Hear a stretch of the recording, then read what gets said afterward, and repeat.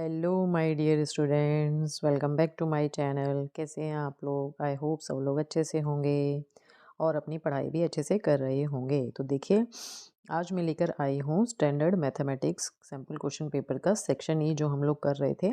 मैं 1 bye 1 case study ले रही हूँ जिससे कि आप लोगों को समझने में आसानी रहे। ठीक है, तो आज हम लेने वाले हैं second case study question number 37। ठीक है, तो देखिए इसमें क्या क्वेश्चन आपको गिवन है। द स्कूल ऑडिटोरियम, ये एक ऑडिटोरियम गिवन है, was to be constructed to accommodate at least 1500 people, कि वहाँ पर 1500 लोग बैठ पाएँ। इस तरह से एक हमें ऑडिटोरियम बनाना है। The chairs are to be placed in concentric circular arrangement in such a way that each succeeding circular row has 10 seats more than the previous one. Means ये वाली जो पहली वाली सीट है, अगर इसमें 5 चेयर लगी हुई हैं तो इसके पीछे वाली में यानी इसकी जो सक्सीडिंग इसके बाद वाली जो है उसमें इससे 10 सीट्स ज़्यादा हो यानी 15 हो। ठीक है, तो इस तरह से हमें इसका बताना है।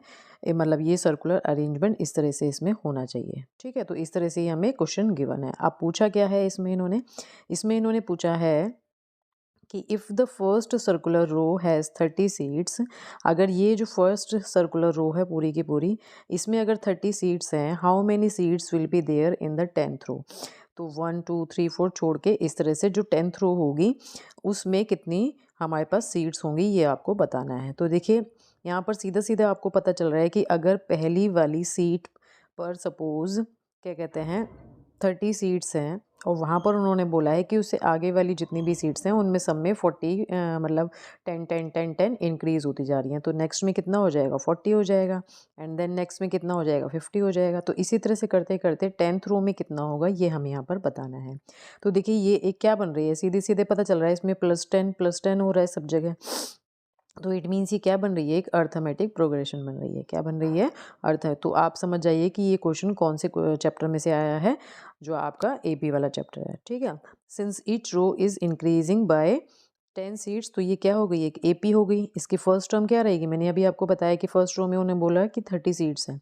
तो इट मीन्स ए जो यानी जो उसकी फर्स्ट टर्म होती है वो क्या होगी, वैल्यू 30 हो जाएगी। ठीक है, और उन्होंने बोला है कि हर एक सक्सेडिंग रो में 10 सीट्स बढ़ती जा रही हैं, तो जो डी की वैल्यू होगी वो कितनी हो जाएगी, 10 हो जाएगी। ठीक है, तो अब आपको फॉर्मूला पता ही है, जब हमें nth टर्म निकालनी होती है किसी भी उसकी तो क्या होता है, T N is equals to A plus N minus one into D होता है, जो कि मैंने यहाँ पर लिखा है। यहाँ पे इन्होंने पूछा क्या है, n इज इक्वल्स टू 10 यानी 10th रो में कितने नंबर ऑफ क्या कहते हैं सीट्स होंगी ये हमें बताना है। ठीक है, तो T10 यानी n की वैल्यू क्या है, 10 है, तो T10 इज इक्वल्स टू क्या हो जाएगा, ए कितना 30, n कितना 10 माइनस वन और d कितना है 10 है। तो ये क्या आ जाएगा 30 प्लस ये 9 इंटू 10 यानी 90। तो इट मीन्स जो 10th रो है उसमें टोटल नंबर ऑफ जो सीट्स होंगी वो कितनी होंगी, 120 होंगी। तो इट मीन्स इसका जो आंसर आएगा वो कितना आ जाएगा, 120 आ जाएगा। 10th रो में नंबर ऑफ सीट्स होंगी वो कितनी हो जाएंगी, 120 होंगी। तो यहाँ पे आप लिख दीजिएगा टोटल नंबर ऑफ सीट्स, ठीक है, इन 10th रो इक्वल्स टू 120। ठीक है, नेक्स्ट पार्ट में क्या पूछा है देख लेते हैं। For 1500 seats in the auditorium how many row need to be there. अगर 1500 सीट्स ऑडिटोरियम में है तो टोटल नंबर ऑफ उसमें जो रोज़ हैं वो कितनी की ज़रूरत पड़ेगी ये हमें यहाँ पर बताना है। ठीक है, तो देखिए इट मीन्स अब टोटल नंबर की बात हो गई तो यहाँ पर हम कौन सा फॉर्मूला लेके चलेंगे, ये वाला, क्या, S N is equals to N by two into two A plus N minus one into D, है ना। तो यहाँ पर हमें क्या फाइंड आउट करना है कि कितनी नंबर ऑफ सीट्स की ज़रूरत पड़ेगी। तो इट मीन्स हमें एन फाइंड आउट करना है। ठीक है, और एस एन हमें कितना दिया है, 1500 दिया है। कितना दिया है, 1500 इज इक्वल्स टू एन हमें नहीं पता, एन तो हमें फाइंड आउट करना ही है, तो एन को एज इट इज़ छोड़ेंगे। ठीक है, ए की वैल्यू हमें पता है कितनी है, 30 है। यहाँ पर भी एन एज इट इज़ रहेगा और डी कितना है, 10 है। ठीक है, इसको ऊपर ले जाते हैं थोड़ा सा, तो ये आपका क्या हो गया 1500। अच्छा ऐसा करते हैं, इसको यहाँ मल्टीप्लाई कर देते हैं, तो ये 1500 की जगह क्या हो जाएगा, इसको हम ले लेते हैं 3000 इज इक्वल्स टू एन, और यहाँ अंदर क्या हो जाएगा 60 प्लस 10 एन माइनस 10। ठीक है। तो यानी 3000 इक्वल्स टू n इंटू ये कितना हो जाएगा 10n+50, कितना 10n+50 हो जाएगा। ठीक है। अब आगे और क्या बचेगा फिर हमारे पास, ये यहाँ से देखिए अगर हम 10 कॉमन ले लें तो ये हमारा इधर हो जाएगा 300, एक ज़ीरो कट जाएगा जब 10 हम कॉमन लेंगे, तो n इंटू यहाँ से क्या बचेगा हमारे पास n+5 बचेगा। ठीक है। तो आप देखिए जब हमारे पास ये बच गया यहाँ पे, तो हमारे पास क्या हुआ था n into n+5 is equals to जो 300 था उसे हम इधर ले आते हैं, इक्वल टू 0 हो गया। तो ये क्वाड्रेटिक इक्वेशन बन गई। क्या बन गई? क्वाड्रेटिक इक्वेशन बन गई। ठीक है। अब आप इसे सॉल्व करिए। सॉल्व कैसे करते हैं? जैसे हम स्प्लिट मिडल टर्म के लिए हम सॉल्व करते हैं वैसे ही करेंगे। तो देखिए जिसके फैक्टर्स करिएगा, फैक्टर्स आप लोगों को करने आते हैं, मैं यहाँ पे आपको बता रही हूँ कि अगर हम 20 और 15 को मल्टीप्लाई करते हैं तो 15 टू ज़ा क्या होगा आपका 30, तो 300 आ जाएगा। तो हम 15 और 20 ले लेते हैं, तो ये हो जाएगा +20n minus 15n minus 300 equals to 0। यहाँ पे आप n कॉमन लीजिए, n+20 हो जाएगा। यहाँ पर आप 15 कॉमन ले सकते हैं, तो यहाँ पर देखिए बाहर माइनस है क्योंकि, तो अंदर वाला जो माइनस है ये प्लस में चेंज हो जाएगा और यहाँ पर भी n+20 हो जाएगा इक्वल्स टू 0। तो क्या हमारे पास फैक्टर्स बने n+20 और n-15। ठीक है, इक्वल टू 0। तो आप देखिए इससे हमें पॉजिटिव वैल्यू मिलेगी, इससे नेगेटिव वैल्यू मिलेगी। क्या मिलेगी? पॉजिटिव और नेगेटिव। ये हमें ये मिल रहे हैं फैक्टर्स, तो n की जो पॉजिटिव वैल्यू होगी वो लेके चलेंगे, क्योंकि जो नंबर ऑफ रोज़ हैं वो नेगेटिव में तो नहीं हो सकती कि -15 होंगी या -16 होंगी, ऐसे तो हम बोल नहीं सकते। तो इट मीन्स 15 रोज़ की ज़रूरत पड़ेगी। कितने? अगर हमें पूरे के पूरे जो हमारा ऑडिटोरियम है उसमें टोटल 1500 सीट्स की ज़रूरत है, तो टोटल नंबर ऑफ रोज़ कितनी होंगी? 15 होंगी। ठीक है। नेक्स्ट इसी के और पार्ट में इन्होंने क्वेश्चन में पूछा है, if 1500 seats are to be arranged in the auditorium, how many seats are still left to put after 10th row? तो 10th row के बाद भी हम कितनी नंबर ऑफ सीट्स उसमें लगा सकते हैं, ये हमें यहाँ पर बताना है। ठीक है।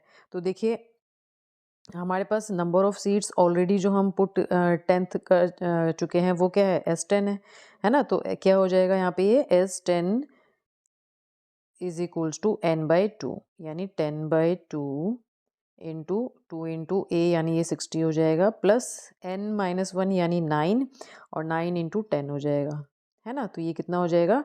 5 इंटू 60 प्लस 90, है ना, यानी 5 इंटू 9 प्लस 6 15 150। तो कितना हुआ ये?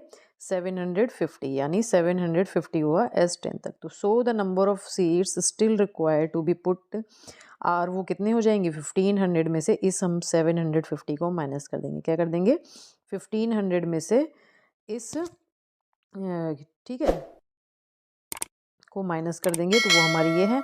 तो it means number of seats still required to be put are, कितनी ज़रूरत है अभी हमें? और 750 सीट्स लगाने की अभी हमें और ज़रूरत है।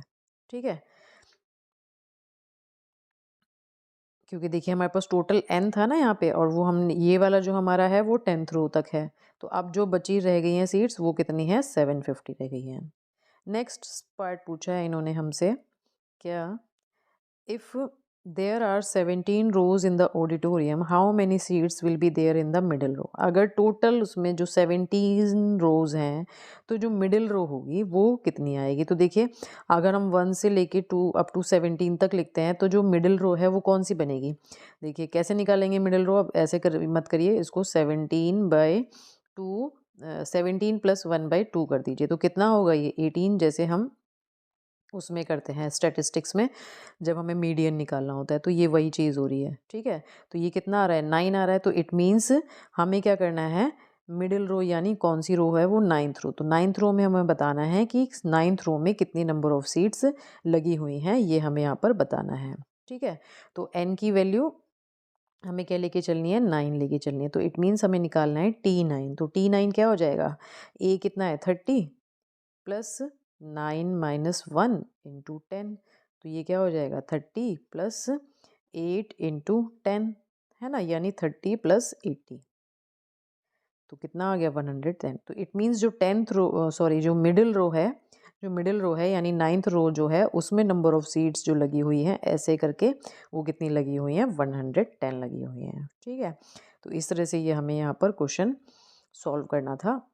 अगर आपको ये अच्छा लगा है वीडियो, आपको लग रहा है कि हेल्पफुल है, जो भी मैंने आपको बताया वो चीज़ें आपको समझ में आई हैं, तो प्लीज़ आप मुझे कमेंट करके ज़रूर बताइए कि आपको वीडियो कैसा लगा, ठीक है? और आपको लगता है कि ये वीडियो आपके फ्रेंड्स के लिए भी हेल्पफुल हो सकती है, तो उनके साथ भी आप इसको शेयर कर सकते हैं, ठीक है? तो चलिए मिलते हैं नेक्स्ट वीडियो में, तब तक के लिए बाय।